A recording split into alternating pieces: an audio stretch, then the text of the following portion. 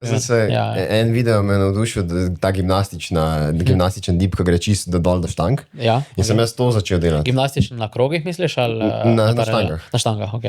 Pač šli so čisto dol, ne. Ja. In sem jaz to začel delati in se polka šla teža gor, nisem odvadil. In sem delal mislim, še zmer, tudi ko sem svoj max poskusil, sem še zmer, ne vem, do 120 stopinj, 130 stopinj.